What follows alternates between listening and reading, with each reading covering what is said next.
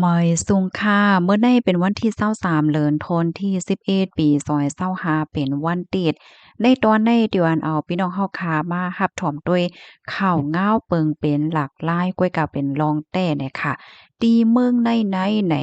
นำในแฮ้งหนาในว่านะพี่น้องเฮาค่ะหลายตีหลายตั้งหลายวันหลายเว้งลูกกว่าในมื้อเหลียวในก้นเมืองในอย่าเพิดนายาวค่ะก็เปิ้ว่าก้นเฮาค่ะได้ซ้ำโหลกินน้ำโหลใจน้ำเฮ็ดจังไหนค่ะอ้อม ลองตั้งอันเกิดขึ้นเปิงเป็นแน่บางจื้อก็แน่ว่าเป็นตั้งพีดหลงปองจึงบางจื้อก็ว่าพระเป็นเจ้าปันตามโยแหน่เนาะบางเปิ้นตีในก็อ่อนกันค่ะนะ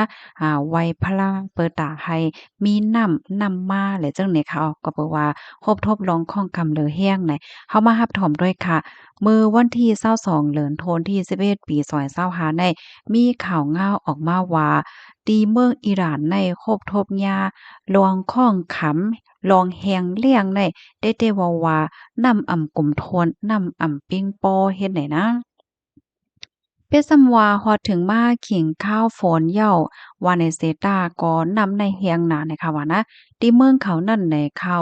าขิงข้าวฝนมาในจำซองเลินเหย้าในก้วยกาวาฝนในอ่ำตกจมหนังอันยามตกเฮ็ดไหนค่ะนะเฮ็ดให้เศร้าเจตวนแน่มีฝนตกลงมาเลยค่ะว่านะมีฝนตกลงมาสังนั่นค่ะนะแฮวแลมีเขินอันเป็นพายค่ะเนาะ32ตีเนี่ยก็มีน้ำแน่ เพราะว่าเอาโฮปากมันว่าเนี่ยจึงโฮปากไหล5%หาว่ากะนานกุ้ยว่าพี่น้องเขาวนต้วยค่ะเหรอนำในมันแฮงเหียดแฮงฮอดกะหือนี่นั่นค่ะน่ะอันครบทบยาปัญหาลองแฮงเลี่ยงลองมีนำได้ซ้ำไหนเด้อควักกว่าหลายๆตีค่ะนะลูกตีอันเป็นบางปื้นตีเหี่ยวกอในแพร่ล่ำกว่าในแค่ว่าปัดปื้นโตเมืองเหย้าเฮ็ดจังไหนคะมื้อเหลียวไหนก้นวันก้นเมืองก็มีน้ำตาเตใจตื้อ ในภาวะจัดปานกูวันๆเหย้าเหมือนจังหนังว่าน้ำกินน้ำใจน้ำเฮ็ดข้าวเฮ็ดผักน้ำอาบว่าสังว่าเฮ็ดแหน่นะมื้อหนังน้ำกินเนี่ยก็อร่อยกาขันได้ก็ติเลยว่าตื้อ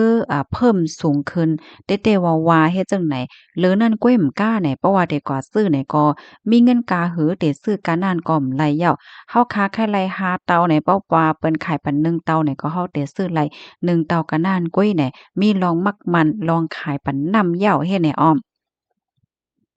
มื้อเหลียวได้แต่ก้นหวานก้นเมืองป้าแจ่มผู้ใหญ่ก้นหลวงภูมิพลพรเขานี่ก็เฮ็ดอีหังอำไลนอกเหลือสีอ่อนกันไหว้พระนี่ค่ะเนาะไหว้พระย้อนฝนเฮ็ดจั่งใดค่ะนะตั้งฝ่ายภูมิพลพรเขานี่ก็อันคับขึงเฮ็ดฝนลงและจั่งใดก็เฮ็ดอยู่นี่ค่ะเนาะมันจั่งหนังว่าปล่อยสารเคมีเหมือนจั่งหนัง Silver iodide และดังกือนี่ค่ะเนาะมื้อหนังเขาเฮาว่าเฮ็ดฝนลงเนี่ยเปิดตาเฮ็ดให้ฝนในตกลงมาเฮ็ดจั่งใดคะอ้อมเวยกะว่าจั่งหนังว่านั้นยาวค่ะยังอ่ำจังแกลิดไหลลองข้องค้ำติอันรบทบอยู่พองยามมื้อเหลียวในเนี่ยค่ะในปี2025ในค่ะนะตีเว้งลงเตหาราในมีฝนตกใน1มิลลิเมตรกะนานก้อยเนี่ยค่ะติเลยว่ามันเอหนานั่นขนาดไหนเอเตเอวาเฮ็ดจั่งใดคะก็เปิ้นนั่นแหละ ได้หันไลว่าเมื่อเหลียวในที่เมืองอิหร่านในโฮบทบลองข้องขำนำในเฮาๆแห้งๆได้ว่าๆเหย้าได้ค่ะนะติมันได้แต่ก็มอกูปอกแน่ค่ะเพราะว่าฮอดถึงมาเหลือนทนที่11เพราะว่าในจึงแหนมันแหนก็อ่ามีฝนมีน้ำว่าซังว่าจึงไหนเหย้าเฮ็ดได้นั่นขนาดนะแฮวแลนั้นก็มันได้เข้าจู้อันเป็นพ่องที่โมยโตกว่าจังหวะจังเนี้ยค่ะ ก้อยก็ว่ามื้อเหลียวในค่ะนะหมวยตกเนี่ยก็ลดลงโหปากไหลใน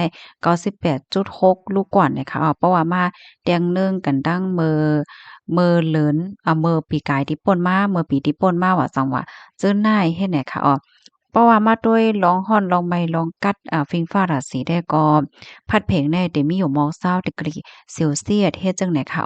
มื้อเหลียวในปัดเปิ้นตัวเมืองอิหร่านเนี่ยก็ไล่จัดเฮ็ดปางฮอตะลา ป่างฮอดตะลาย้อนฝน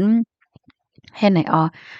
าเฮียก็อันหลากหลายแห่งอันหนึงในคณะเตียนตีเตกว่าแน่ลองสภาวะสิ่งแวดล้อมแหลกหลายลองลกลมฟ้าโลกในร้อนไหม้เฮ็ดแหนมจะมังก็แน่เขาสำวนว่าลองตีอันคบทบหญ้าอยู่พ้องหญ้ามื้อเหลียวแน่ว่า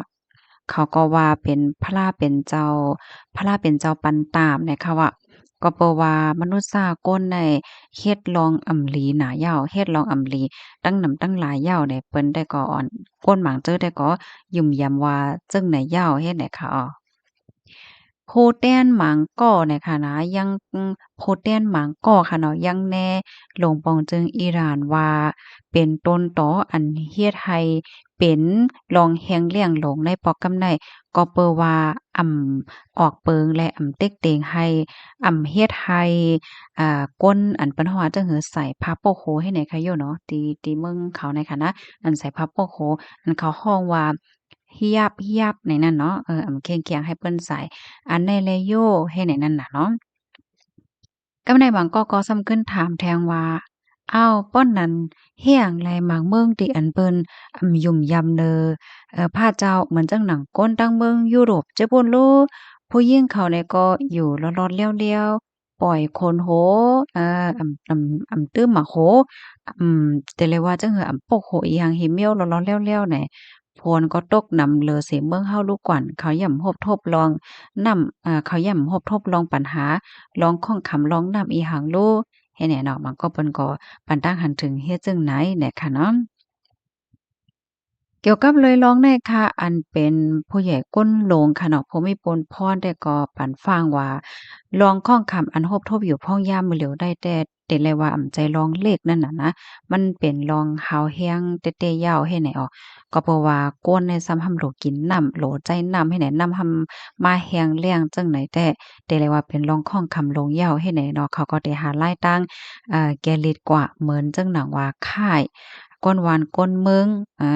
ลูกตีเมืองหนึ่งก็อยู่ดีเมืองหนึ่งหือเนี่ยเนาะยอก็ค่ายเมืองหลงไตอันเดเลยว่าจังหือค่ายเมืองหลวงกว่าจำอ่าวเปอร์เซียหือว่าสังว่าจังเนี่ยเนาะสังเจ้าหนังว่าต่อถึงเลินหน้าเลินในเหี่ยก็เงาลายมันหลีคืนว่าเจ้าหน้ายเฮ็ดไหนนะ อิงเนอฝนตกแอ้ลงในเสเนี่ยค่ะเนาะไลเป็นรองตั้งอันเหลียวดีเฮ็ดให้อิหร่านได้มีน้ำเฮ็ดจั่งใดอ้อตั้งฝ่ายผู้ค้นคว้าเขาได้ก่อครบทบหันว่ามัน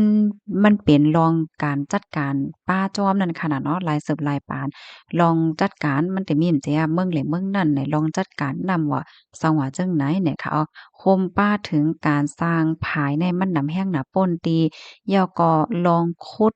ลองขุดหมอนำว่าลองตอกลิ้นว่าจั่งใดให้เฮ็ดในเฮ็ดหน้าป้นตีเฮ็ดถกแม่นจำหนักหมายมี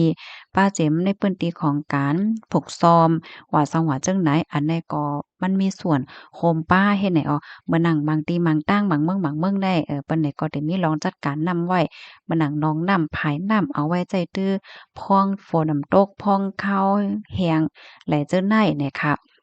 ตั้งฝ่ายผู้ลงแหล่นเขาได้ก่อหันถึงจึงไหนเหย้าได้ค่ะอ๋อเนาะข้อมูลตอนในค่ะเลยปึงอิงเอามาดีของการข่าวธุรอ่ากรุงเทพธุรกิจออกไว้เนี่ยค่ะอ๋อพี่น้องค่ะรับถอมเหย้าหันถึงจึงหือพองเนี่ยค่ะเนาะนำในก็ติเลยว่าเป็นรองข้องคำใหญ่ลงก็ว่าไลเนาะนั่นยาวอะเนาะน่ะจอมหนักที่เฮาหันแก้พังในค่ะนะลูกตีมินนำเหี่ยวก็มันก็แฮงแฮดกว่าจึงหนังหันในแก้พังในเหย้าเนี่ยค่ะเนาะยินจมกูก็ค่ะย้อนให้อยู่เลยกินหวานในรถเพกันค่ะน้องใบสุงค่ะ